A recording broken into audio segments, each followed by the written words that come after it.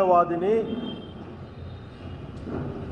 అట్లాగే కొన్ని విలువలతో కూడిన రాజకీయాలు చేయాలి అని అనుకునే ప్రతి ఒక్కరికి నేను చెప్పదలుచుకున్న మాటల్ని ఏంటంటే ఈ రోజున నేను వస్తా ఉంటే చంద్రబాబు నాయుడు గారు సంపూర్ణ అధికారం చేపట్టి 30 సంవత్సరాలు అయిందని మాట్లాడుకుంటా ఉన్నారు. బహుశా ఆ విధంగా కార్యక్రమాలు కూడా చేస్తూ ఉన్నారేమో. తెలుగుదేశం పార్టీ వాళ్ళు ఆ కార్యక్రమం కూడా చేస్తూ ఉంటారు. పైగా అట్లాగే ఎన్టీఆర్ భరోసా పెన్షన్లు పెంచుతున్నామని కూడా ఇక్కడ పేపర్లో ఫోటోలు టీవీల్లో బొమ్మలు కనిపిస్తూ ఉన్నాయి.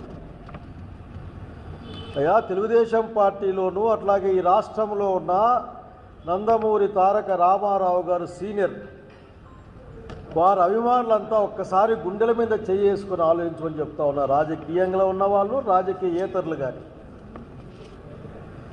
30 సంవత్సరాల క్రితం ఇదే రోజుల్లో ఆనాటి ముఖ్యమంత్రి, తెలుగుదేశం పార్టీ నాయకుడు, ఆవిర్భావ వ్యవస్థాపకుడు, తెలుగుదేశం పార్టీ నిర్మించిన వాడు, రాజకీయంగా మాకు అనుకూలమో వ్యతిరేకమో పక్కకు పెడితే అతన్ని వెన్నుపోటు పొడిచి తన కుటుంబ సభ్యుల చేతనే అతనికి ద్రోహం చేయించి ఈనాటి ముఖ్యమంత్రి చంద్రబాబు నాయుడు గారు రామారావు గారికి వెన్నుపోటు పొడిచి పదవి నుంచి లాగేసి వైస్రాయ్ హోటల్ దగ్గర చెప్పులు రాళ్ళు విసిరేసి కోడిగుడ్లు విసిరేసి అతను చివరికి మానసిక వ్యధతో అవమాన భారంతో ఈ లోకం నుంచి నిష్క్రమించడానికి కారణం ఆనాటి సంఘటన కాదా? ఆ సంఘటనకి మూల కారకుడు నారా చంద్రబాబు నాయుడు కాదా అని మీరు ఆలోచించుకోవాలి.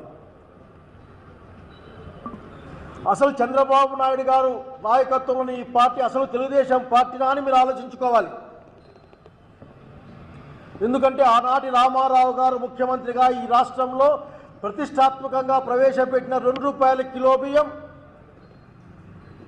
సంపూర్ణ మద్యపాన నిషేధం, ఆ వెన్నుపోటు పొడిచి రామారావు గారిని కుర్చీలోంచి లాగేసి ఆఖరి కోడిగుడ్లతోనూ చెప్పులతోనూ సత్కారం చేసిన తర్వాత అసెంబ్లీలో నేను మాట్లాడతానంటే కూడా మాట్లాడడానికి అవకాశం ఇవ్వకుండా మెడబట్టి బయటికి గెంటేసిన నారా చంద్రబాబు నాయుడు గారి అధికారంలో ఉన్న పార్టీ వాళ్ళంతా ఆలోచించాల్సిన అవసరం ఉంది ఈ రోజున.